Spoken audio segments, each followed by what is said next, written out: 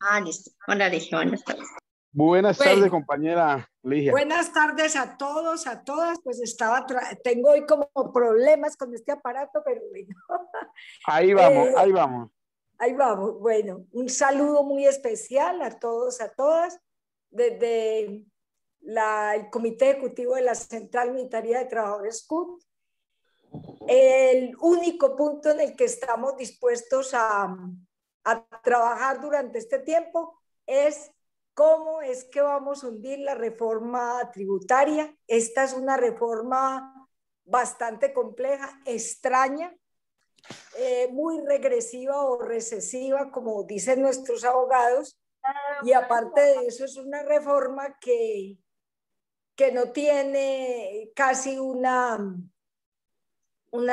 avance real. Es casi que todos pensamos en este país que nos consiguen o como locos o bobos o hay algo así raro, porque un presidente que hoy dice que necesita recaudar 30 billones de pesos y al día siguiente dice que se le van 14 billones de pesos en comprar aviones en un tiempo de pandemia. Estamos súper extrañados que en este tiempo precisamente no se diga cómo se irá a subsanar los gastos, cómo irán a ser las atenciones reales que vamos a tener con todo lo que la pandemia ha demandado, especialmente de la renta básica. Y sobre todo, ¿por qué impacta tan profundamente a las y los trabajadores, a la clase media, y por qué pues toda esta cantidad de represiones que son bastante delicadas?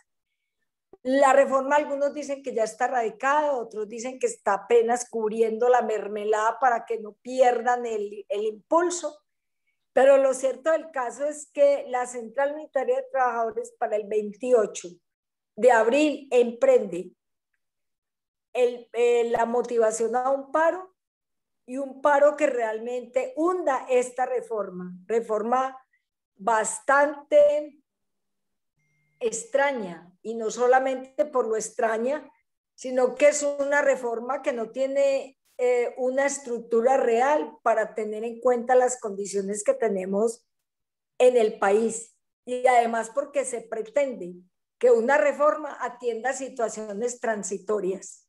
Una reforma ustedes saben que el IVA y los impuestos son permanentes, y con esto a veces dice el gobierno que es que va a resolver el déficit que le dejó la pandemia. Todos estos asuntos nos desconciertan, y nos parece que el país andara por un lado desconectado de lo que piensan sus habitantes y la población en general. Y prácticamente las y los trabajadores creemos que es un gobierno demasiado, digamos, ignorante frente a nuestro accionar. Entonces, qué alegría tener aquí a Iván Daniel. Estamos felices, Iván, bienvenido. Gracias. Creo que esta tarde va a ser una tarde muy interesante, sobre todo que nos hagan claridad en esos alcances, y en la, digamos, en la jurisprudencia laboral y constitucional, ya que tú sabes, Iván, que de nuestros salarios van a salir o los impuestos al carro, o todos los impuestos, o e incluso se pretende que con lo que se recaude, de ahí van a pasar de ese monto, que dicen que es el 23.4%, platica para la clase más pobre del país. Y yo creería que es bien importante, este es un tema bastante complejo, que en el webinar le vamos a dar después un espacio bien interesante para que lo comprendamos, porque hay cosas que son bastante interesantes. Es tan absurda la reforma que hasta la misma ANDE le pide al gobierno que aplace las exenciones del ICA. En fin, son muchas cosas que hay que aprender, que tenemos que manejar. Por eso yo, muchas gracias al doctor Iván Daniel, doctora Stephanie, doctora Alice y doctora Miriam, muchísimas gracias. Gracias a esta convocatoria a la sala que nos reserva Keila. Y dejo pues a Stephanie para que nos presente al doctor Iván Daniel. Y qué alegría tenerte hoy en este webinar, Iván. Qué bueno para las y los trabajadores del país. Es muy, muy importante esta presencia. Entonces, Stephanie, te dejo para que presentes al doctor y feliz tarde para todos y todas. Para mí es el honor. Gracias, Ligia, por tu antesala. En efecto, para mí es un honor presentar al que sí, en efecto, le podemos llamar doctor. Muy buenas tardes para todas y todos, nuestros invitados, nuestros oyentes del webinar de los martes jurídicos. El día de hoy pues hablaremos acerca del tema del fuero de estabilidad laboral reforzada por salud, un tema que es de mucho interés para cada una de nuestras organizaciones sindicales porque a diario vemos problemáticas de discriminación, problemáticas de despidos injustificados por causa de temas de enfermedad, de temas de condiciones, de condiciones especiales del trabajador que hace que la empresa acuda a refugiarse en otras excusas para retirar o para despedir al trabajador cuando en realidad lo que asiste es una discriminación a sus condiciones de salud. Frente a esto, pues la legislación, pero también la jurisprudencia a lo largo de la historia ha dicho una serie de, o ha planteado una serie de... Le va a silenciar el micrófono de la compañera. Ha dicho o ha planteado una serie de parámetros o de elementos guías que es con los cuales nosotros a diario tratamos de accionar diferentes acciones, tutelas, mecanismos jurídicos para la defensa del trabajador, pero que en los últimos años, por supuesto, la jurisprudencia tanto de Corte Constitucional como de Corte Suprema de Justicia ha variado un poco al respecto. Y para eso, pues nos acompaña hoy nuestro querido invitado, el doctor Iván Daniel Jaramillo, abogado especialista en Derecho Laboral, magíster en Derecho del Trabajo y doctor en Derecho de la Universidad de Castilla, quien además hace investigación en el Observatorio Laboral de la Universidad del Rosario y consultor externo de la OIT. Y por no decir el resto de grandes labores que ha hecho nuestro, pero el más importante es ser un amigo de la causa de los trabajadores a diario. Muchas gracias, Iván Daniel. Bienvenido a nuestro espacio de martes de webinar jurídico. Te doy la palabra. Muchas gracias, Ligia, Stephanie, a todos los que se conectan a esta hora. Con muchos me conozco, les mando un saludo muy especial a todos, con los que no he tenido el placer, pues estoy encantado de tener esta primera aproximación, con los que por primera vez tenemos la oportunidad de conversar. Como advierte Stephanie, pues la idea es conversar. Yo traje una presentación para no hacerlo tan aburrido, porque sé que esos temas jurídicos no son muy agradables, menos a la hora del almuerzo, el martes, etcétera. Entonces voy a tratar de hacerlo lo menos aburrido posible. Quiero simplemente conectar con algo de lo que dijo Ligia. Hombre, como me presentó Stephanie, yo soy abogado especialista en Derecho del Trabajo. Los tributaristas tienen muchos más elementos de juicio para hablar de este tema, pero sí es importante advertir que al menos, claro, Ligia tiene razón, no sabemos si lo que se presentó o no, pero el proyecto de reforma tributaria al menos yo los invito a que presten especial atención, además de toda la reforma, al artículo 63 y la redacción. Porque claro, es donde está el impuesto, el empezar a gravar las pensiones, lo cual históricamente ha sido desechado en todas las reformas. Aquí se está empezando a incluir como parte de la base gravable. Va a ser muy complejo porque la redacción invita a pensar que se va a hacer objeto de gravamen desde 1.600 VT. Eso está muy enredado. Hay que multiplicar la VT, que es la unidad de valor tributario, bueno, por 1.600 y da 58 millones al año. Si lo dividimos en 12 da 4.800.000. El ministro de Hacienda dice que no, que se van a gravar es desde 7 millones en adelante, pero la redacción del artículo es desde 4.800.000. Entonces debería, si eso es lo que se quiere, decirse que después de depuración es que se cuenta la subvención. Bueno, hay todo un debate técnico, pero hay un mensaje terriblemente negativo para los pensionados, y es que van a empezar a ser objeto de gravamen, así sea desde un porcentaje reducido, porque es las mayores pensiones, pero esto va a generar que progresivamente sean todos. Y no hay que olvidar que todos los que ganan una buena pensión regular y la pensión mínima aportan desde ya el 12% de la mesada completa a su cargo para el sistema de salud. Y que para los que ganen más de 10 millones también se plantea un impuesto temporal solidario del 10% durante 6 meses. Luego va a haber una carga tributaria muy fuerte y va a deprimir la demanda agregada. Quiero simplemente complementar el anuncio de Ligia sobre el acento en la acción en materia de la reforma tributaria, advirtiendo al menos un punto que sé que es especialmente de interés para todos los que están en este momento escuchándome, era simplemente para conectar con ese tema que no es el que nos convoca, pero que tiene un especial interés hoy para todos por su actualidad. ¿Sí? Perfecto, se ven, sí, señor. Si paso, ¿ves lo que sigue? Es que a veces se queda en la primera. ¿Sí? Ahí está en la primera. Si paso. No sé, yo la sigo viendo en la primera, no sé los demás. ¿Por qué no la ha pasado? Porque la Ahí. tienes que presentar, tal vez. Ahí ya la estoy pasando a ver qué pasa probando, porque a veces pasa que yo hago toda la conferencia, termino y me dijeron nunca pasó de la primera. Nunca Entonces pasa. quiero estar seguro que Sí, no, no está en pasa. la primera. No, No pasa. no, yo. ¿Ah? Y si alguien la apoya y le va moviendo la diapositiva. Puse toda la presentación para que fuera fácil y fuéramos pasando y con eso lo vamos. Dale clic en la segunda, a ver. Ahí tú estás Espérate. moviendo el cursor, dale clic. Al segundo, en la En la segunda. segunda, a ver. Es un Sí, así sí te cambia. mapa mundial, ¿no lo ves? Sí, o sea, ¿Sí? vemos que es un mapa, pero esa todavía no está proyectada solo la primera. Sería, si le das clic sobre la del mapa, a ver si así Y sí. ahora son unos círculos. No,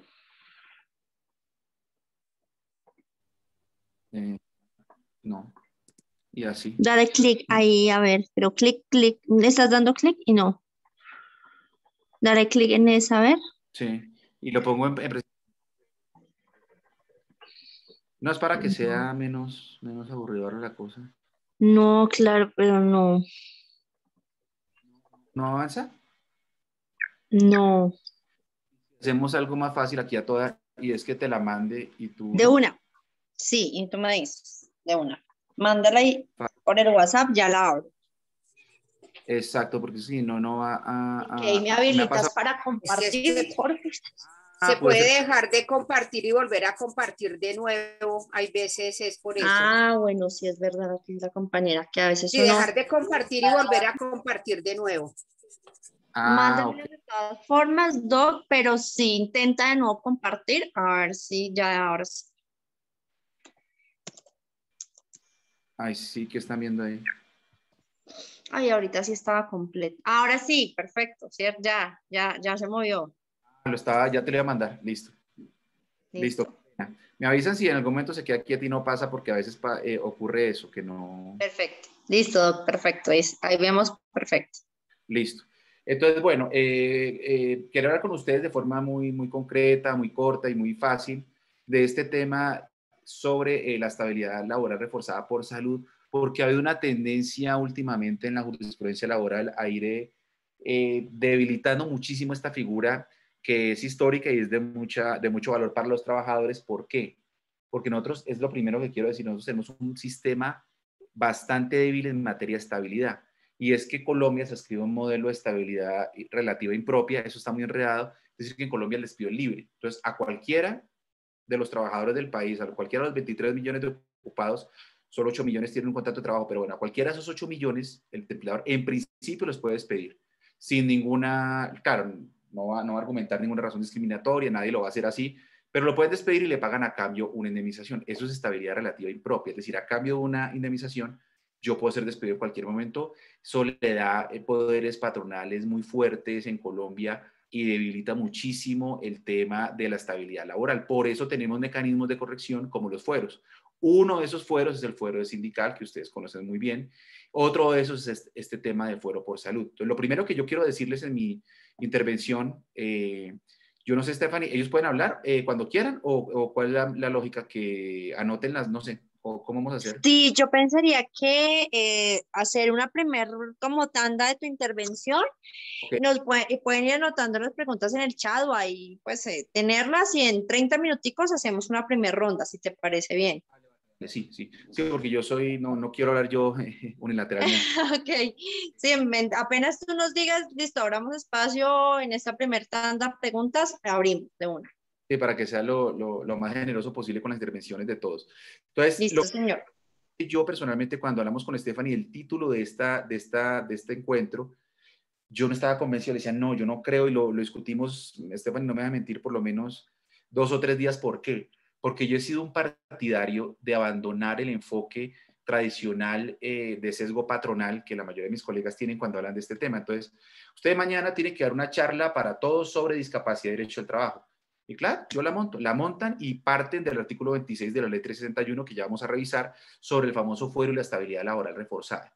Y se deja de lado todo el enfoque de inclusión que ordena no solo la Constitución y la ley colombiana, sino la Convención Mundial de Personas con Discapacidad. Es que el enfoque es de inclusión, el enfoque no es médico-legal. Ahorita voy a empezar a aclarar un poquito qué significa eso, pero yo quiero empezar por de quién estamos hablando, o sea, quién está detrás de esta disposición de estabilidad laboral reforzada y por qué razón. O sea, ¿hay una razón o no? ¿O deberían estar sometidos al régimen común? De que a cualquiera del régimen, digamos, típico, y es que el despido en Colombia es libre. Entonces, como tenemos esa particularidad colombiana, pues hay este tipo de esquemas de acciones afirmativas que procuran proteger a sujetos especialmente vulnerables como las personas que tenemos algún tipo de discapacidad. Entonces, lo primero es que no es un problema menor. Mundialmente representamos el 15% de la población, las personas con discapacidad.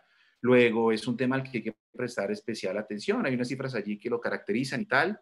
Hay unos estereotipos muy fuertes, marcados sobre las personas con discapacidad que imposibilitan el ejercicio de derechos. Porque claro, ¿esto qué tiene que ver con el derecho al trabajo? Tiene que ver todo, porque las personas con discapacidad en contextos como el nuestro tienen unas barreras culturales muy fuertes para acceder al disfrute de derechos, en este caso el derecho al trabajo. Hay una presentación muy rápida, no me quiero detener mucho en esto. Hay un esquema de regulación internacional, dijéramos, sobre el tema. Dijéramos que el convenio madre del que emanan toda la construcción de políticas y desarrollo en materia de protección a la discapacidad es el convenio 159, aunque los demás que estoy allí señalando pues están relacionados directa o indirectamente. Es una relación sí, arbitraria de los que hemos estudiado este tema, pero el fundamental es el 159 sobre la adaptación profesional y de empleo. Habla de personas inválidas. Claro, no es menor el dato, pero estamos hablando de 1983. No había llegado todavía todo este modelo de inclusión y todo este modelo al que va a pasar de lenguaje. Entonces, yo siempre que hablo de personas con discapacidad, algunos hicieron una encuesta entre todos los que me están escuchando en este momento. Hiciéramos una encuesta entre los 86 que están. Alguno me diría, no, es que las personas inválidas. Otro me diría, no, es que las personas con deficiencia. Otro me diría, no, los minusválidos. Hombre, todo eso yo entiendo que no tiene ninguna intención de herir, ni intención de lesionar los derechos de las personas con discapacidad, pero desde la Convención Mundial de Personas con Discapacidad, el término correcto es personas con discapacidad. Personas sujetos de derechos y obligaciones con discapacidad, con una situación que los hace vulnerables y requiere unos enfoques diferenciales.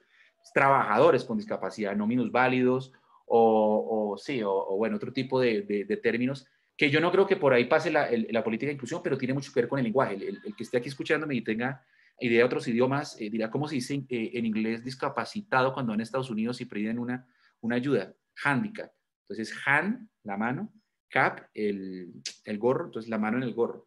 Entonces, tiene una visión asistencial. De los discapacitados, las personas con discapacidad, necesitamos enfoques asistenciales. ¿Qué es enfoque asistencial?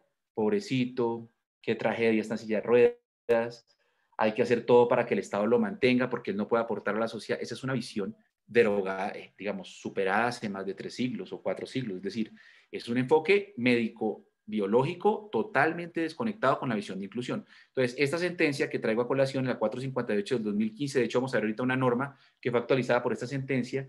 Para mí es muy especial porque no la promovimos nosotros como profesores ni abogados, sino estudiantes de la universidad, de grupos que se dedican a esto, que es el GAP, el Grupo de Acciones Públicas, promovió una acción para que se actualice todo el ordenamiento jurídico colombiano y se hable de personas con discapacidad, porque ustedes van a encontrar personas con limitación, minusválidos, etcétera, en toda la legislación. La idea es que a partir de esta sentencia se da la orden de actualizar la denominación de personas con discapacidad a ese término, a esa terminología. ¿Sí? Digamos que es una primera precisión importante, pero que tiene mucho que ver con el enfoque. Yo no sé por qué esto tiene unos rayones acá. Bueno. La idea es que hay unas exclusiones ligadas al tema de la discapacidad que generan dobles exclusiones sociales, porque las personas con discapacidad, está previsto en estas barras que estoy mostrando muy rápido, no los quiero aburrir con esto, para las personas con discapacidad es más complejo, por ejemplo, acceder al ámbito educativo. Por tanto, el acceso al trabajo va a ser todavía más complejo en un espacio posterior, cuando ya empieza a buscar empleo y voy a competir con cualquiera de ustedes, pues yo estoy en desventaja, porque para mí fue más complejo acceder a los esquemas de educación, ahí Estefanía, mío, Javier y tal, pero para una persona con discapacidad es más difícil completar los ciclos educativos, lo que genera dificultades de acceso al empleo, y toda esa promesa de inclusión, de derecho al trabajo en condiciones dignas y justas, pues se diluye. Aquí también hay unas barras, perdón, de exclusión de temas laborales. Al menos en un contexto latinoamericano hay una fuerte tendencia a la exclusión de las personas con discapacidad en el mundo laboral. Ahora, ¿qué hacer frente a eso? Tenemos una evidencia empírica clara acá, sin cuadros, sin tantas cifras y sin tantas barras. Cualquiera de los 87 que están en este momento conectados, y los saludo con mucho cariño, sabe que las personas con discapacidad tienen ciertas barreras para acceder al empleo. ¿Por qué? Porque hay un rezago cultural, hay todo un tema en el que se prefiere a alguien pues, que no esté con una situación de discapacidad, que esté con situación de discapacidad, entre otras por ese enfoque y ese rezago que digo, que apoyan la mayoría de mis colegas hablando todo el tiempo en charlas empresariales, etcétera. Contratar a una persona con discapacidad como yo es un problema. Usted no lo puede despedir, como si esa fuera la intención cuando alguien contrata a cualquier trabajador, la intención no es despedirlo, la intención es que es muy bueno, superó los caminos de selección, luego hay que contratarlo, pero cuando es alguien con discapacidad, el tema se complica por ello. Entonces, ¿qué hacer? ¿Qué hacer frente a esa evidencia empírica? Bueno, hay algunas estrategias. Se ha tratado de combinar esto entre incentivaje mínimo de personas con discapacidad. ¿Eso está en Colombia? Sí, lo que pasa es que no es muy visible, pero al menos para el sector público, el decreto 2011-2017 contempla unas tablas para progresivamente ir aumentando los porcentajes de obligatoriedad de contratación de personas con discapacidad. Pero las cuotas per se han demostrado no ser suficientemente eficientes. Es decir, requieren, además de esas cuotas, complementarlo con estrategias de incentivos. ¿Qué incentivos hay en Colombia, más de estas cuotas para el sector público, para que todo lo tengamos claro? La contratación de personas con discapacidad, según el decreto 392 de 2018, otorga puntos en las licitaciones públicas y los concursos de méritos. Eso genera un incentivo para que en las nóminas, cuando las entidades van a presentar propuestas para procesos de contratación pública, pues tengan mayores posibilidades. Tiene muchas críticas porque esto, claro, a nivel internacional se dice, sí, pero esta estrategia ¿es eficiente o no? Porque yo contrato a cualquiera con discapacidad. Me contratan a mí, me ponen ahí en la nómina, puntuamos, ganamos la licitación y luego ya no estoy. Bueno, ahí qué tanto soy yo relevante o qué tan real es esa conexión. Hay toda una serie de críticas a nivel internacional sobre ese tipo de políticas, pero cuya orientación, al menos la idea, es correcta. Y obviamente unos descuentos en el pago del impuesto de renta se puede deducir hasta el 200% por contratación de personas con discapacidad para los empleadores que tengan a bien contratar personas con discapacidad. Entonces tenemos una base, recapitulando, una base empírica de serios problemas y espacios de segregación y discriminación para las personas con discapacidad. No me van a creer, pero en este país me ha tocado lidiar con presidentes de instituciones financieras que creen que las personas con discapacidad pues deben estar, no deberían estar en el mundo laboral porque es un tema que responde más a un tema de solidaridad católica. O sea, se están devolviendo 10 siglos pensando en la Inquisición cuando a una persona como a mí le diagnosticaron una enfermedad como la que yo tengo, pues es un castigo de Dios, hay que llevarlo a la Inquisición, etcétera. Bueno, hay personas que siguen pensando así. Es una tesis capacitista, es una tesis bastante regresiva, que desafortunadamente incluso está presente en muchos espacios en Colombia con gente que teórica de educación, pero fíjense que no sigue siendo relevante. En el CISE, es el Sistema de Información del Servicio de Empleo, hay unos acentos y unas rutas teóricamente preferenciales para el acceso al derecho al trabajo de las personas con discapacidad. Como se dan cuenta, no hay un número tan relevante como en otros grupos poblacionales a los que se hace énfasis, pero todo esto para relacionar la necesidad de acciones afirmativas y enfoque diferencial para las personas con discapacidad. Ya voy a decir por qué. Todo esto dentro de una estrategia de inclusión. Este cuadro lo que quiere decir muy rápida y fácilmente es, ¿por qué? Que voy ahorita a empezar a hablar ya en términos más aterrizados y más jurídicos. Como les dije, lo primero es que si todas las charlas están enfocadas en el fuero, pues los 87 que me están escuchando salen corriendo y dicen es que es un problema contratar a alguien con discapacidad, porque ¿qué problema para sacarlo? Pero es que no me están contratando para sacarlo, me están contratando porque tengo unas habilidades, Stephanie leyó mi hoja de vida, tengo algunas ejecutorias buenas, malas, regulares, pero tengo algo que aportar. Que necesito unos ajustes razonables, ya voy a hablar sobre eso, eso es diferente. Pero si todo el mensaje es, no, es que no se puede despedir, pues nos olvidamos de toda la política de inclusión. Eso que estoy diciendo, líguenlo a esta idea que está acá. Siempre que se habla de reforma pensional, ahora estamos en tributaria, pero en unos meses vamos a estar en pensional, se los puedo asegurar por el tema fiscal, siempre se centra todo, se pone el acento en la pensión de vejez, no en la pensión de invalidez. La pensión de invalidez tiene una figura muy compleja y es la figura de la revisión de las pensiones cada 3 años, la revisión trienal.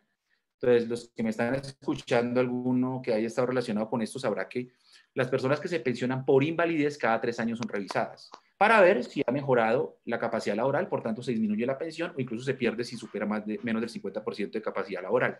Esa visión choca con la visión de la ley Kropotowski, que en el artículo 33 indica que las personas pensionadas por invalidez pueden trabajar, ojalá en el sector privado, porque en el sector público representaría una doble asignación. Pero esa idea de una persona con pensión de invalidez puede trabajar, siempre le preguntan a uno, y uno busca en el Google y encuentra artículo 33 de la ley 361, sí puede, siempre que sea en el sector privado. Y luego mira el 44 de la ley 100 y encuentra que lo van a revisar cada 3 años. Luego hay un incentivo jurídico a que la persona no mejore, porque en la medida en que mejore su situación, pues va a ser sancionada pensionalmente. Entonces yo creo que esa figura hay que revisarla, hay que pensarla, reorientar para que esa revisión no esté pensada en incentivar el retroceso en la mejora y en el camino de evolución de la recuperación de la patología de que se trate.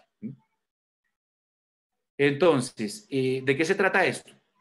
Hay un artículo base del que vamos a partir del análisis, que es el artículo 26 de la ley 361 del 97.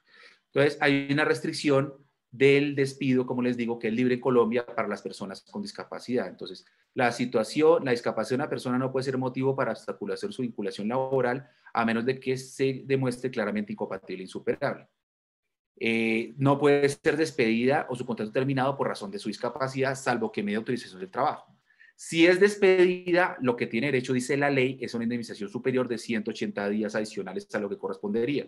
Ustedes saben que el margen de indemnizaciones en Colombia ha sido fuertemente deteriorado.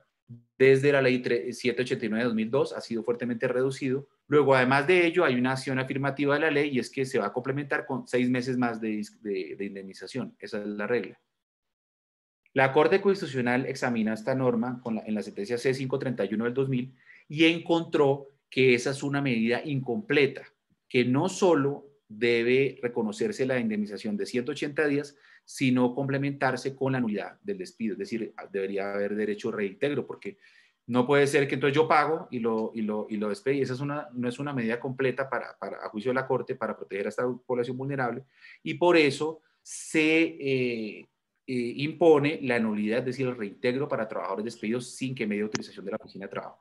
Ahí es el punto de partida, hasta ahí desde donde estamos empezando a analizar el tema y ya llegamos a lo que queríamos, pero no queremos advertir la interpretación de esta norma. Si yo entiendo esta norma bajo la visión del médico rehabilitador, bajo la visión según la cual el problema, entre comillas, de las personas con discapacidad es un problema médico y no un problema de inclusión, voy a analizar esto como, pero ¿cómo hacemos para que se permita el despido?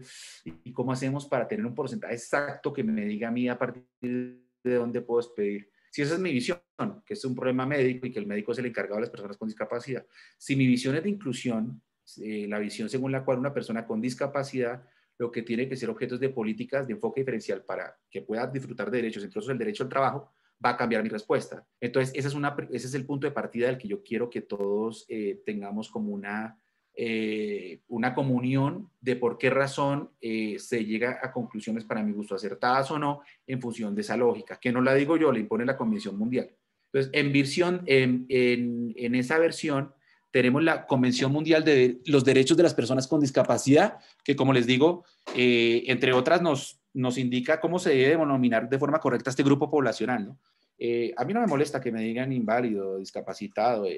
Para mí eso no altera las cosas, la visión de discapacidad, pero tiene una fuerte carga jurídica, que se diga persona con discapacidad o se diga minusválido, discapacitado, inválido, tiene una fuerte carga jurídica. Entonces, ¿la Convención Mundial de Derechos de Personas con Discapacidad es obligatoria para Colombia? Sí.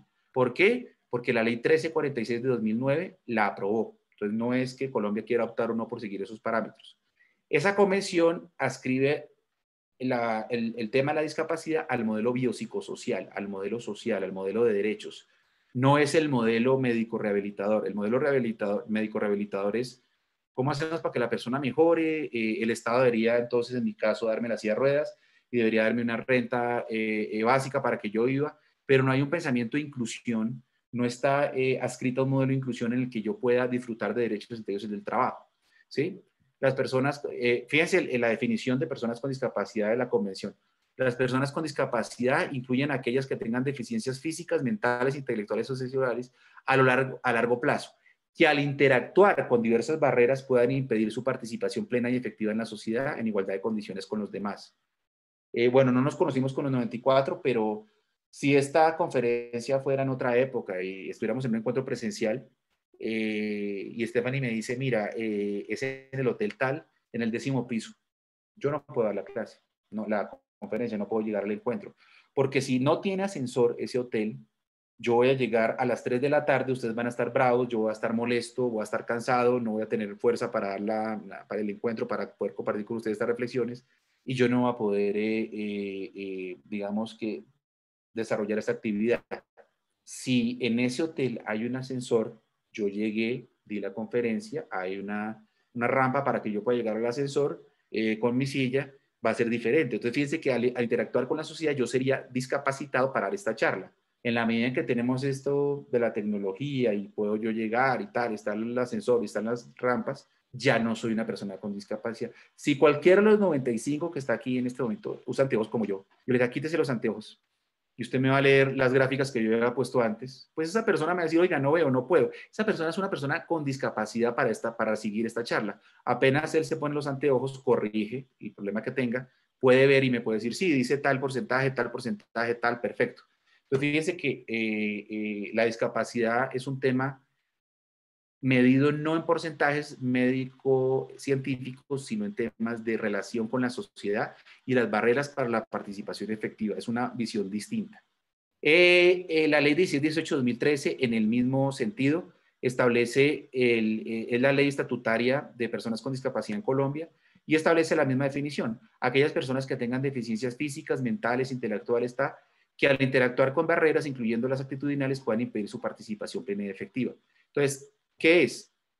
Que en Colombia, para la ley estatutaria de discapacidad, hay una persona con discapacidad en la medida en que tenga barreras que impidan el disfrute de derechos. ¿Qué barreras hay en Colombia según esa ley? Hay 3 tipos de barreras: físicas, comunicativas y actitudinales. Físicas, las que les acabo de poner en el ejemplo. Pues, hombre, si es 10º piso y yo no tengo una capacidad motora idónea, y Stephanie me dice que no hay ascensor, pues no llegué. O sea, o llegué a las 3 de la tarde muy cansado y de mal genio, ustedes también, entonces un desastre. Comunicativas, ustedes saben que hay braille, por ejemplo, en el ascensor, para seguir con el ejemplo, para que una persona pues, invidente pueda saber cuál es el piso 10º y pueda pinchar allí y pueda llegar. Y actitudinales, pues todo este tema cultural que les conté, que algunos piensan que esto es un problema todavía religioso, que ha impedido el efectivo disfrute de derechos. Entonces, lo que ordena la ley 1618, que es la ley estatutaria, es la remoción de ese tipo de barreras a través de ajustes razonables. ¿Qué es un ajuste razonable? Pues que en ese hotel haya un parqueadero, creo que es por cada 10 de zona azul. ¿Para qué? Para que yo cuando llegue pueda tener el espacio suficiente para bajar la silla, etcétera, ¿sí? Eso es un ajuste razonable, no es que todo el parqueadero es azul, no, es uno por cada 10, creo que es. Y de diseño universal, no es para mí, no es para Iván Daniel Jaramillo, no está escriturado a mi nombre. Es para que cualquiera que esté en esa situación, cualquiera que sea lesionado en la rodilla, vaya a tener un problema, me va a entender, pueda utilizarlo y en ese momento pueda llegar a disfrutar, en este caso, de su derecho al trabajo o del encuentro que estamos realizando acá en Tarameno entre todos. ¿Qué dice la Corte Suprema de Justicia en la sala laboral en visiones ligadas a este enfoque social? Yo creo que esta es una sentencia positiva, porque vamos a ver sentencias que tienen una adscripción al enfoque biosocial y otras al enfoque médico rehabilitador, que creo que es lo que ha ido quedando más o menos claro de lo que he tratado de decir. Entonces dice la Corte, ¿puede una persona declarada inválida que tiene pensión de invalidez ser reintegrada en un caso específico? Porque claro, despidieron a un trabajador, el señor fue, sí, es su nombre, el señor fue despedido y tal. ¿Será que esa persona puede ser reintegrada si ya tiene pensión de invalidez? Es que es inválido, ¿cómo lo vamos a poner a trabajar? La Corte dice, claro, es que acá hay que tener una visión distinta, es que él sea declarado inválido para efectos de la pensión de invalidez, es decir, perdió más del 50% de la capacidad laboral, no significa que él no pueda participar del ejercicio productivo, y por esa razón he tratado de hacer un ejercicio con las sentencias más recientes. 2 de septiembre de 2020, la Corte habilita en la sala laboral el que ese trabajador pueda volver a trabajar y hay una orden de reintegro. O sea, no era excusa, no, pero ya tiene pensión, entonces no lo reintegremos. No, hay una sentencia del 2 de septiembre de 2020 de la Corte que contempla una postura filosófica sobre ese problema con la que yo sinceramente coincido. Yo creo que es una visión ligada a la inclusión. Ese es un buen ejemplo. ¿Qué otros pronunciamientos, pues para no aburrirlos tanto y que ustedes puedan intervenir? Este es clave porque es la sentencia de unificación 49 de 2017 de la Corte Constitucional. Acá hay una definición adscrita al modelo biopsicosocial. Entonces, la Corte Constitucional, acá la teoría a la que se ascribe la Corte es que son las personas que tengan afectación en su salud que les impida o dificulte su desempeño en las labores o en las condiciones regulares. Y que hay que aumentarlo en esta sentencia de unificación a cualquier tipo de vinculación. Entonces, no solo para los trabajadores dependientes. Ustedes saben que nosotros tenemos 23 millones de ocupados y solo el 35% aproximadamente tiene vinculación de trabajo, 65% aproximadamente son informales, no están inscritos a una relación de trabajo. Luego, no tendrían ese tipo de protección. La Corte dice, mire, independientes, cualquier tipo de vinculación laboral, sea dependiente o no, tiene derecho a estabilidad laboral reforzada. Y aquí fíjense que se supera. Con independencia si tiene una calificación de capacidad laboral moderada, severa o profunda, que es el criterio tradicional de la Corte Suprema. El criterio tradicional de la Corte Suprema, al que ya me voy a referir, está ligado a la calificación de al menos el 15% para que haya estabilidad laboral reforzada. Ese es un enfoque médico rehabilitador, es un enfoque ligado al decreto 2463, que entre otras cosas está derogado. Pero bueno, ya vamos a profundizar un poquito sobre eso. Esta es una sentencia importante de 24 de febrero de 2021. Como les digo, he hecho un ejercicio de ubicar las sentencias más recientes que puedan para ustedes ser. Ahí están los radicados para el que los quiera, los pueda anotar y los pueda buscar. Está todo en internet, no hay problema. ¿Qué dice la Corte Suprema en la tesis mayoritaria? El trabajador se encuentra en una de las siguientes hipótesis: con discapacidad moderada que corresponde a una pérdida entre el 15 y el 25, severa, es para ellos las acciones afirmativas, o sea, la estabilidad laboral reforzada. Que la relación de trabajo termine por su discapacidad y sin previa autorización del ministerio. Aquí se pide la autorización del ministerio, ya vamos a hablar un poquito de ese tema. Pero lo primero es que aquí la Corte se ascribe claramente al modelo médico rehabilitador. O sea, la Corte lo que dice es quiénes son los merecedores de esa protección. Yo les digo, a mí no me importa decirlo abiertamente y no es un secreto a algunos, claro, es un proceso de aceptación y tal, pero un paciente como yo, con diagnóstico de esclerosis múltiple secundaria progresiva, con problemas motores, con problemas de control de muchos aspectos, como por ejemplo la motricidad fina, etcétera, ¿es una persona con discapacidad o no? La respuesta es sí, si está calificado más del 15% en esta sentencia de la Corte Suprema. La respuesta es sí, según la Corte Constitucional, si yo tengo y la Convención Mundial sobre Personas con Discapacidad, si yo tengo barreras que me impiden acceder al ejercicio del derecho al trabajo. Es distinto, es muy distinto. Entonces, una cosa es el enfoque puramente médico, es el médico el que dice, y otra cosa es el enfoque de derechos, de interacción con barreras sociales. Acá sigo con la misma sentencia. Es cierto que acorde con el criterio actual se indicó que si bien los contratos de trabajo, el segundo problema, ¿cómo se puede terminar? Para la Corte no hay discriminación y el despido es eficaz si el despido es objetivo. Entonces, si hay una causal objetiva, en este caso terminación del término fijo pactado. Realmente cuando leímos la ley 361 decía que se requiere autorización incluso para las causales de terminación. Es un tema un poquito técnico, pero realmente la ley lo que dice es que se requiere autorización de la autoridad administrativa laboral, que en este país es el Ministerio de Trabajo, para cualquier tipo de determinación. La Corte dice, bueno, si hay una causal objetiva, yo creo que lo que sucede es que hay una sospecha previa de discriminación cuando se despide a alguien con discapacidad por la historia nuestra y nuestra realidad. Yo lo que pienso es que es una acción afirmativa y yo lo que pienso es que no implica inamovilidad, porque yo, por discapacitado que esté, si me robo este computador, hombre, eso no, nadie me va a defender eso. Y yo soy el primero que dice está mal. Y soy el primero que dice ahí hay una habilitación para el despido, tiene que haberla. Pero para eso está el control del ministerio que diga, sí, efectivamente Jaramillo se robó el computador, hombre, sí. Tiene una justa causa de despido. O lo que se está es buscando cómo se articula algo para despedirlo y encubrir o disfrazar un poquito la actitud discriminatoria en ese caso. El que lo evalúa es el ministerio. Es que no, el ministerio no imposibilita el despido, lo que hace es un control previo. Yo, en esa misma sentencia, el salvamento de voto se separa de la posición mayoritaria justamente atendiendo esas circunstancias que les estoy contando. Se destaca que la convención expresamente acoge un modelo social de discapacidad, en virtud del cual la discapacidad es un resultado negativo de la correlación entre las circunstancias del sujeto y las barreras.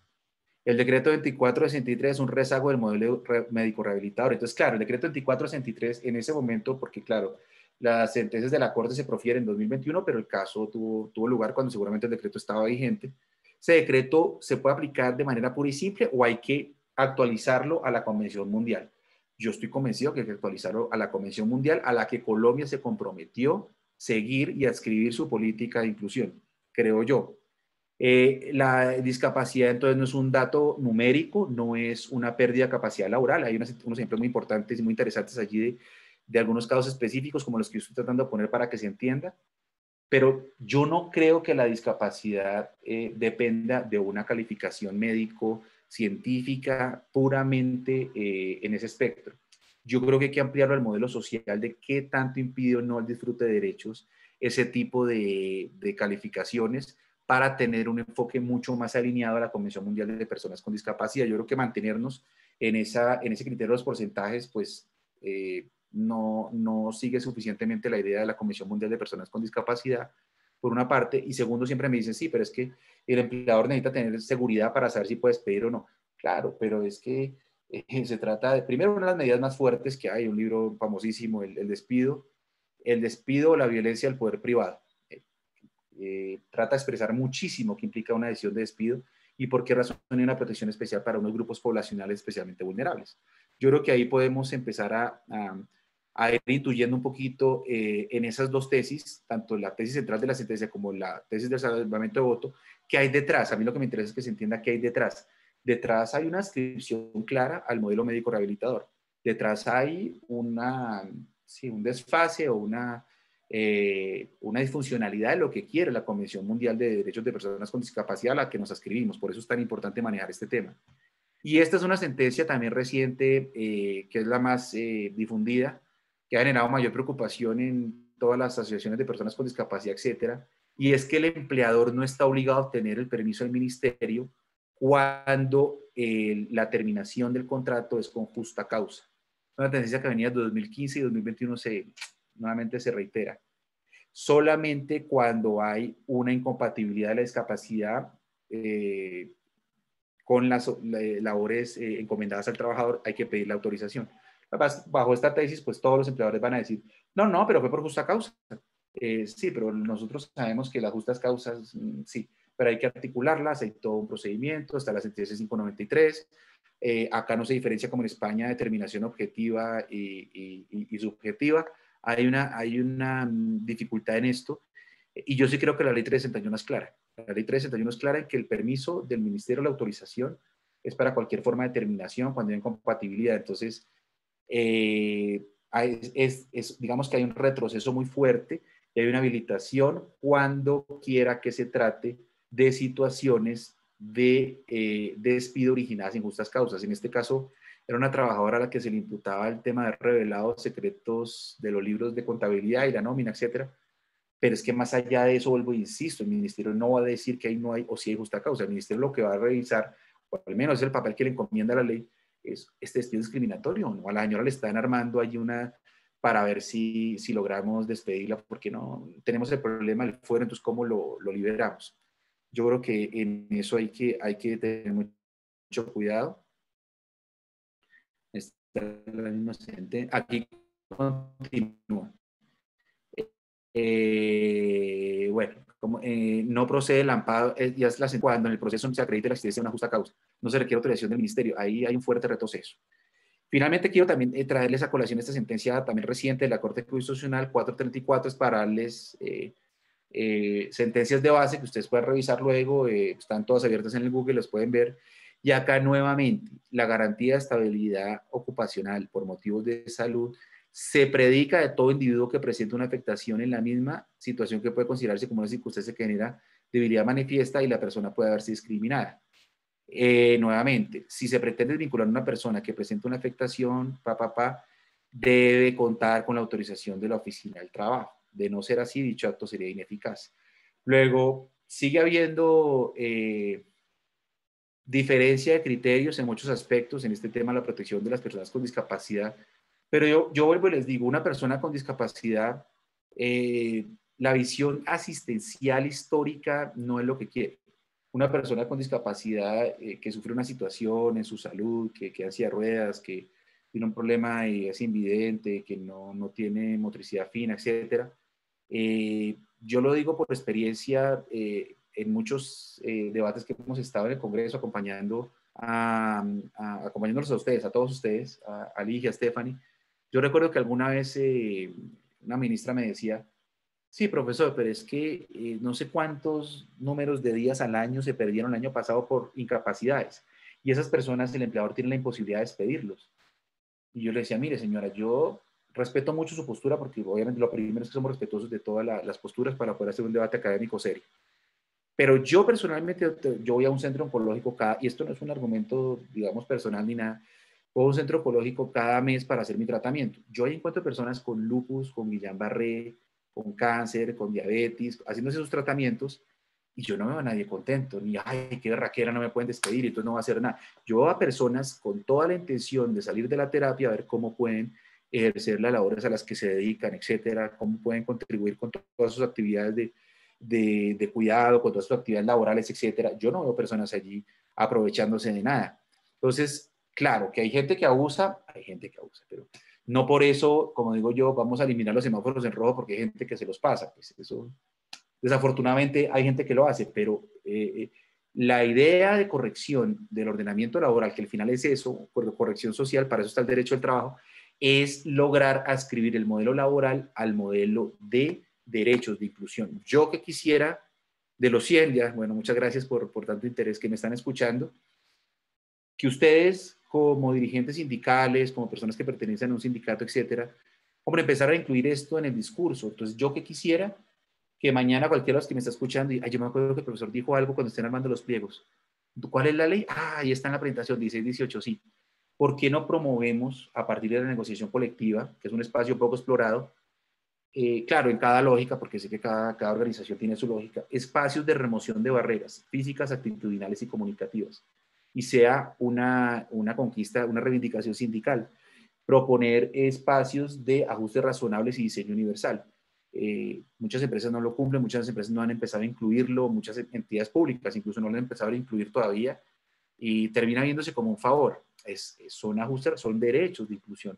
Si no, va a ser muy difícil que toda esta lógica y esta política para el 15% de la población mundial, de la Convención Mundial de las Personas de Derechos de Personas con Discapacidad, sea efectiva y sea eficiente. Yo creo que el espacio autónomo de regulación, que es la negociación colectiva, es un muy buen espacio, y yo creo que ustedes pueden empezar a jugar un papel muy importante a partir de estas nociones. Porque claro, si uno no tiene las nociones es difícil articularlo y tal, y cómo lo redacto.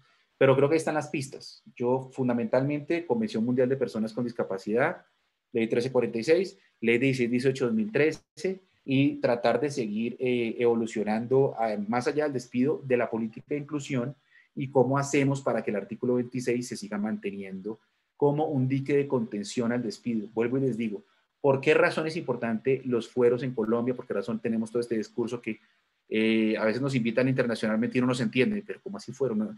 Porque claro, como tenemos un esquema de protección de la estabilidad tan bajo, todos estos temas, todos estos esquemas de ampliación y de espacios, de potencializadores de la estabilidad para ser eficiente y efectiva la promesa del artículo 53 del derecho a la estabilidad, pues tienen todas estas dificultades de fueros, de protecciones especiales para grupos vulnerables, porque si no se incluyen, simplemente el despido libre y la tasa de desocupación de las personas con discapacidad sería mayor a la que tenemos actualmente, que presenté muy rápido en las cifras iniciales, pero no me quería detener mucho en ello, sino en este mensaje. ¿Cuál es el mensaje que queremos dejar acá?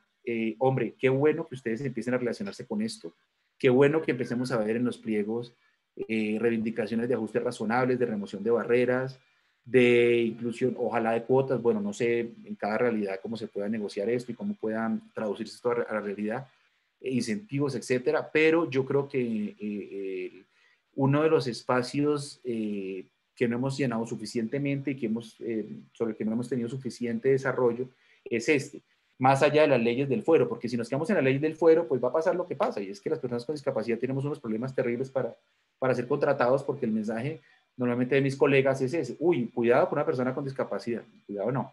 Igual que cualquier trabajador, puede ser bueno, malo, regular, pero la medición no puede estar dada por si está en silla de ruedas o por si es una persona que tiene algún problema de, no sé, motor, de control de algún, no sé, de alguna de sus funcionalidades básicas, no sé.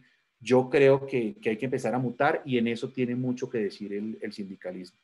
Yo simplemente quiero terminar manifestando mi gratitud antes de que ustedes empiecen a intervenir, porque los he visto muy, muy atentos a las pocas o muchas cosas que pude compartir con ustedes.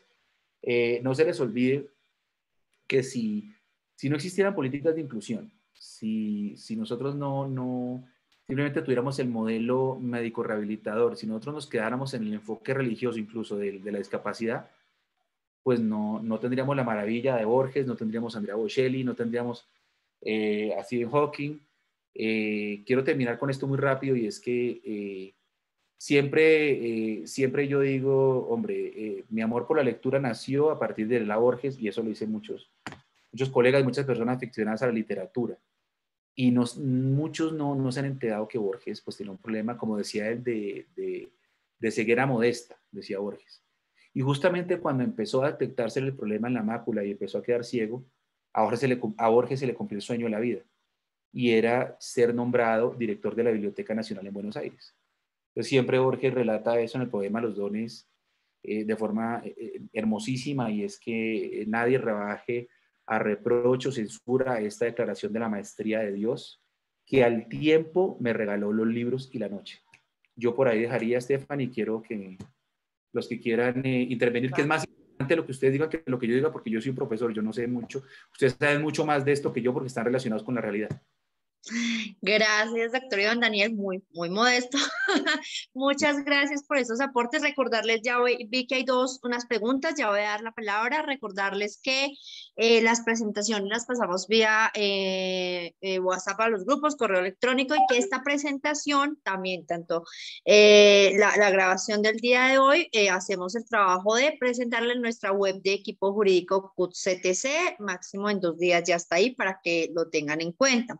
Había una pregunta del compañero Francisco López, si está por ahí, y después del compañero Miguel Ángel. Y ahí voy dando, en el orden de las palabras que me vayan solicitando acá a WhatsApp, les voy dando la palabra. Entonces, compañero Francisco, y de terceras el compañero John Ríos. Perfecto. Compañero Francisco, ¿está por ahí? López. Buenas tardes, muchas gracias. Es que, como la verdad se ha dicho, no siempre se topan jueces que sean progresistas. Luego, entonces, suele ser más recomendable a los trabajadores que le traten de dar celeridad al proceso de calificación de pérdida de capacidad laboral, a ver si logran mínimamente este 15%, pero ¿bajo qué mecanismos podrían darle mayor celeridad a un trabajador para presionar que sea mucho más efectiva y rápida esta calificación? Sí, Francisco, efectivamente hemos tenido muchos problemas con las demoras en la calificación en la Junta Regional de Calificación de Invalidez y Junta Nacional. Entonces, hay que primero advertir que, como digo, las sentencias que yo compartí, si tú las bajas, vas a encontrar y vas a decir dónde está la regulación, está en el decreto 2463 de 2001. Pasa que, claro, la Corte debe fallar con las normas que gobernaban la situación al momento de presentarse los supuestos de hecho. Ese decreto 2463 de 2001 fue derogado por el decreto 1352 de 2013, 1352 de 2013. Ahí están las normas que regulan toda la, más el decreto 1072 del 2015, por supuesto, que regulan todos los temas de calificación en la Junta Regional y Nacional de Calificación de Invalidez. El impulso procesal, sí, es lo que podemos hacer, es decir, yo constantemente, pues se piden recalificaciones y en realidad los tiempos, pues no son los idóneos, pero más allá de eso, sí hay unos instrumentos, tanto en el decreto 1072 de 2015 como en el decreto 1352 de 2013, para que tengan pistas de dónde pueden buscar las normas en las cuales apoyar todos esos impulsos procesales. Gracias, doctor Iván Daniel. La segunda pregunta es del compañero Miguel Ángel. Adelante, compañero Miguel Ángel.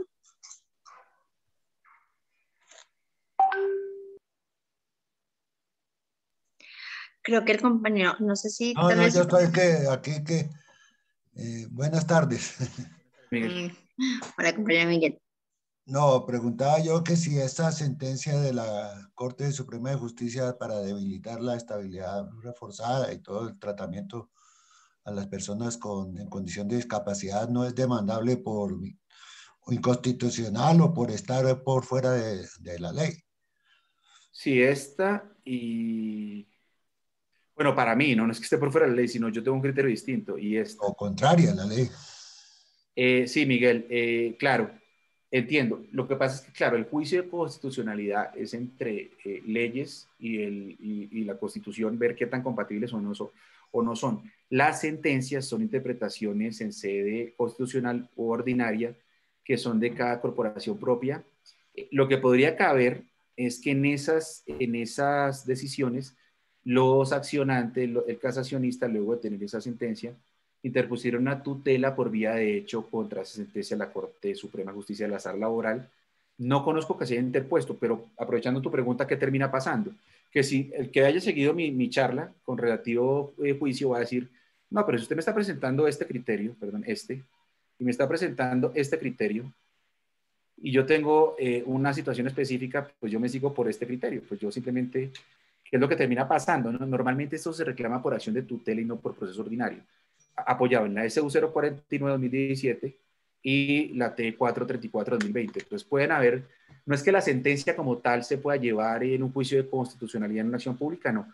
Se puede interpretar una acción de tutela por vía de hecho, si se considera, y lo otro es que tendencialmente la vía que se va a optar para reclamar la estabilidad laboral reforzada es la tutela, porque tengo precedentes que van a apoyar de forma mucho más idónea mi reclamación. Como digo, pero sí, más allá de eso es que hay detrás, pues que yo creo que esa tesis, ojalá no cambie, de la Corte Constitucional está más ligada al modelo biopsicosocial que defiende la Convención Mundial de Derechos de Personas con Discapacidad de fondo. Creo yo que es por eso los quería empapar un poquito de eso antes de empezar a hablar de las sentencias, que es bastante harto. Pero sí, Miguel, yo creo que no conozco si se presentó una acción de tutela por vía de hecho contra esa decisión, no conozco.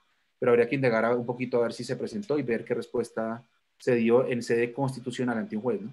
En ese caso, por reparto, habría que mirar con el nuevo decreto que corresponderá a la... Nos queda como tarea el departamento jurídico con Miguel, con el compañero Miguel. Podemos cuadrar a ver qué hacemos ahí al respecto. Yo conozco un excelente abogado para eso. Vamos a averiguar. Iván Daniel es el mejor abogado. Vamos a averiguar, pero sí con el departamento jurídico podemos ponernos a averiguar a ver al respecto. Bueno, ahora vamos a darle la palabra al compañero John Ríos, y antes decir que acá tenemos la extensión de agradecimiento de la compañera Adriana María Ocampo, de los compañeros de Asomixi y algunos comentarios en el chat del compañero Alexander Pareja. Gracias, compañeros. Adelante, John. Muchísimas gracias. Bueno, primero que todo agradecerle a los organizadores del evento y doctor Iván Jaramillo. Para mí es un honor, siempre he seguido sus apreciaciones, sus conceptos.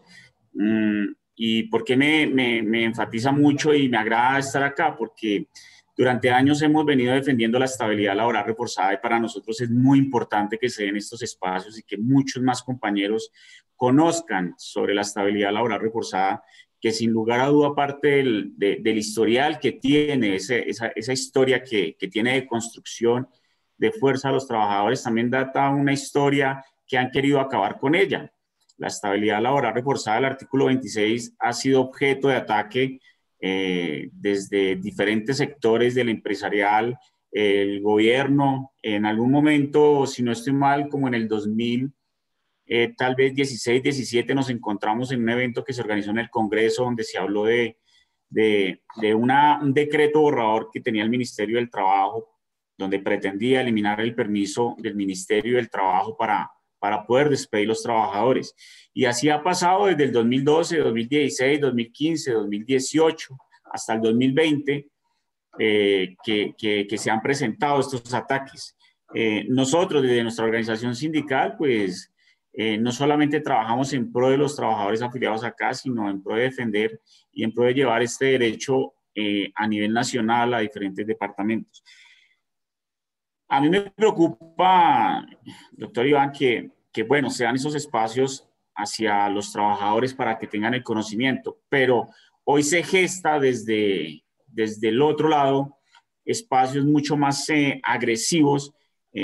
Por ejemplo, el día 22, el día 30 se va a dar un evento de unos abogados donde van a empezar a hablar de estas sentencias que usted ha evidenciado hoy, cómo gestar el despido de un trabajador, cómo poderlo gestar, porque ya lo han enfocado. Ellos le denominan esto, a la estabilidad laboral, le denominan como un hiperproteccionismo que tienen los trabajadores hoy de la estabilidad laboral reforzada, porque el médico es el que los enferma. Resultan siempre diciendo que es el médico el que los enferma. Y hoy demostrar que el trabajador me despide por mi condición de salud es supremamente difícil.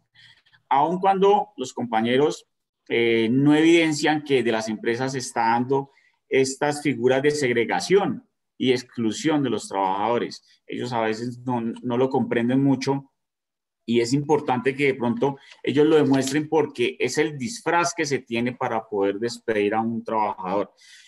Poder gozar de la estabilidad laboral reforzada dependiendo la línea de la Corte Suprema o de la Corte Constitucional, pues enfatizan lo que dice el compañero en cómo hacer que los procesos de calificación sean menos demorados. Bueno, pues eso hemos venido trabajando con un grupo de compañeros desde la Comisión Séptima también, el tema de modificación de las juntas de calificación de invalidez. Hoy se está actualizando el Manual Único de Calificación de Invalidez, decreto 1507, donde hemos hecho un aporte importante y pues, si me permite, quiero compartirlo. Es donde solicitamos se cree un formato único de calificación de invalidez que tenga todo un antecedente en tiempos, para que así esos tiempos sean cumplidos conforme al decreto 1352, ¿ya? Entonces, era más un aporte que quería hacer, doctor, y decirle que era admirador de su trabajo, lo sigo bastante porque nos hemos dedicado a la defensa, asesoría en procesos de calificación, tanto del origen como de la pérdida, acompañamientos a diferentes organizaciones sindicales, y qué mejor que usted, con esa sapiencia que tiene, esa sabiduría y que nos ha mostrado muchos caminos que hemos tomado de usted para poder orientar a los trabajadores. Muchísimas gracias y espero que este espacio a las compañeras de la CUT se abra mucho más, den mucho más espacio a la estabilidad laboral reforzada, a los procesos de calificación que realmente los colombianos hoy, los trabajadores enfermos, lo necesitan. Hoy estamos siendo masacrados, estamos siendo acabados, estamos siendo excluidos, estamos siendo despedidos de los trabajos, a pesar de que el ministerio se solicitan las autorizaciones, el ministerio de sus conceptos y se otorga autorización con ciertos limitantes, las empresas no lo están respetando. Creo que la pandemia ha sido un motivo de poder acabar con los trabajadores, el empleo de los trabajadores enfermos en las empresas. Y no, nada, muchísimas gracias y todos mis respetos para usted, doctor, y para los organizadores, gracias. Muchas gracias, John. Muy, muy interesante. Quiero resaltar toda la intervención. Bueno, lo primero es que el admirador de ustedes soy yo, porque, como les digo, ustedes son los verdaderos profesores, son los que verdaderamente están en el terreno de las relaciones de trabajo. Nosotros tratamos de estudiar para ver cómo identificamos las mejores opciones.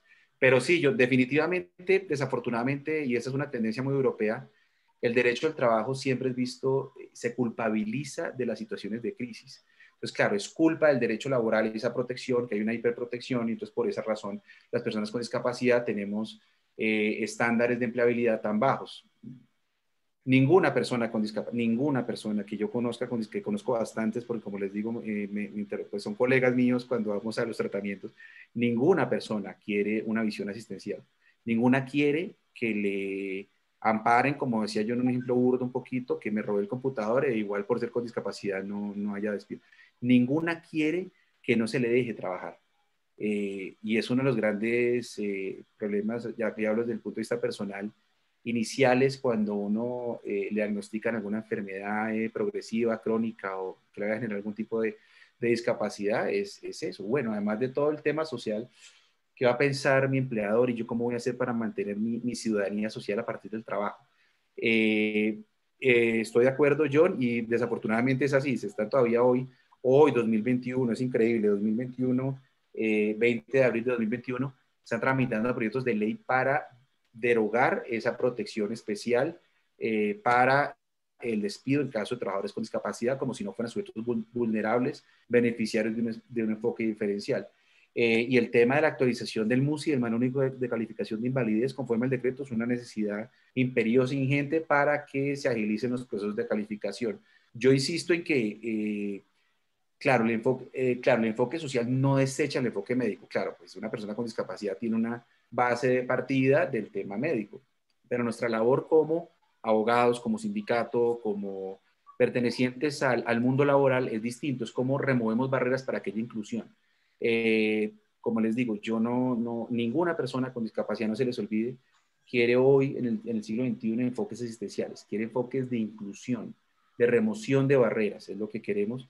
Y seguramente toda esta culpabilización progresiva del derecho al trabajo pues lleva a que obviamente pues mis colegas asesoren en dirección problema, persona con discapacidad y se generen barreras todavía mayores y todo ese sesgo, bueno, no lo iba a contar, pero sí, John, a veces son hasta ofensivos porque es que hay que estar en la situación de la persona que tiene la dificultad de salud. Entonces yo he escuchado comentarios como, no, entonces estaba el cojito y me tocó reintegrarlo, en comillas, ¿no? Y yo, hombre, no sabes detrás de la persona lo que hay, o sea, es que, claro, la silla de ruedas es escandalosa, pero yo puedo andar unos 5 o 6 metros con bastones y entonces no sería sujeto. Es decir, yo creo que esa visión lo que ha alimentado es la imposibilidad de disfrute de derechos, entre otros el del trabajo, y se ha entendido de forma equivocada el fuero, porque entonces es que es inamovible y entonces haga lo que haga, no es inamovible. Hay una calificación de una autoridad que va a verificar que no se trate de una conducta discriminatoria, es lo que no se ha podido entender. Que el ministerio tiene problemas, que se demora, de acuerdo, pero entonces el problema es otro. El problema es otro, no es el problema de las personas con discapacidad, ni creo que se pueda culpabilizar al derecho al trabajo por el sistema de protección de acciones afirmativas de los estándares de desempleo de los que padecemos las personas con discapacidad. Por eso lo resalto muchísimo de tu intervención, que no lo había hecho, gracias por decirlo, John. Perdón, doctor, ¿me regala una adendo, John? Un segundito le robo. Una para cerrar con Miguel y le damos la palabra a Luis. Dale, Miguel. Hay empresas, y aquí lo voy a decir con nombre propio, tiendas de uno, que consideran la maternidad como una persona en condición de discapacidad. Esta mañana nos tocó hacer una carta porque a una trabajadora que está en estado de embarazo, primero la reprimieron, la cambiaron de tienda, no le pusieron trabajo, la discriminan, le dicen que para qué va a tener un hijo con estas condiciones, y segundo, le iban a cambiar de contrato de part-time a full-time, como llaman ellos, o de tiempo parcial a tiempo completo, y le embolataron eso por estar embarazada. Entonces, si las empresas consideran la maternidad como una enfermedad y como una disminución de la productividad, imagínense cómo será con el resto. Bien, Miguel Ángel, muchas gracias. Ahí, una cosa es una cosa y otra cosa es otra cosa. Una cosa es una incapacidad y otra cosa es maternidad. Una cosa es discapacidad y otra cosa es incapacidad. Entonces ahí sí ya nos toca devolvernos, Miguel, yo creo que al diccionario de la Real Academia y empezar a construir categorías semánticas para que se entienda que no se mezclan los conceptos jurídica y semánticamente. Creo yo. Perfecto. Bueno, compañeros, compañeras, no, por nosotros nos quedaríamos acá hablando hasta las 5 de la tarde seguramente, pero imagino que varios de ustedes tienen otros compromisos. Nuevamente este fue uno de los diferentes temas que queremos seguir trabajando con ustedes, no solo para exponerlos acá y que todos aquellos trabajadores y trabajadoras que no tengan acceso a esta actualidad puedan tenerla, sino también para recibir aportes como lo hemos hecho hoy, no solo del doctor Iván Daniel, sino de John, de Miguel, de Francisco, de Alexander, que estuvieron por ahí escribiendo en el chat muy juiciosos, y podamos desde el equipo jurídico retroalimentarnos para las diferentes acciones que a diario debemos hacer pues en pro de nuestros trabajadores de la central. Sin más preámbulos, los dejo para el cierre con nuestra directora Ligia Inés. Muchas gracias a todos por... Saludos a John Ríos y gracias. Una feliz tarde para todos y todas. Muchas gracias por esta asistencia. Aquí seguimos, como les digo, cada martes entendiendo nuestra dinámica laboral y no alejándonos de todo lo que este gobierno pretende erradicar de nuestros derechos ya conseguidos. Por eso esta tarde los invito para que se conecten en el Facebook Live. Vamos a tener los compañeros del comité ejecutivo, Fabio, Pacho, Edgar y Diógenes, hablándonos de lo que implica la reforma tributaria y por qué es necesario hundirla en este momento para el país y que sea como un reto para las y los trabajadores salir el 28 de abril a gritarle a este gobierno lo perverso y lo lesivo que es para este país su gobierno y su mandato y todo lo que piensa e imagina para descargar en nuestros hombros una responsabilidad que ellos no han podido asumir como Estado y como gobierno. Por eso, bueno, vamos al almuerzo. Una feliz tarde para todos y todas. Gracias al doctor Iván Daniel, excelente exposición. Muy buena, siempre me parece que nos avanza bastante. Muchas gracias, Stephanie, por su coordinación y sus conocimientos también. Un saludo muy especial a Keila, que nos hace el favor de conectarnos, de separar esta sala. Un saludo a todos y a todas las que hoy nos acompañan. Un saludo también a las abogadas del equipo, a Miriam Nieto y a Alice Telles, quienes hacemos pues un equipo profesional para atenderlos, para estar con ustedes y para comprender estas nuevas realidades laborales. Feliz tarde para todos y todas y los esperamos el martes a la 1 de la tarde. Hasta luego. El 28 en el Parque Nacional. Paro nacional. El 28 paro nacional. Bien, Miguel. Muy bien. Gracias. Gracias, muy amable. Y el día del paro. Nos vemos. Bueno, a todos. Chao. Chao. Chao, mi Ligiacita. Gracias, muy amable. Muchas gracias. Cafecito. Muchas gracias. Faltó el cafecito, a ver cuándo. Muchas gracias, hasta luego. Cafecito. Es que hasta luego, muchas gracias, Stephanie, por el espacio. A ti, Iván, muchas gracias.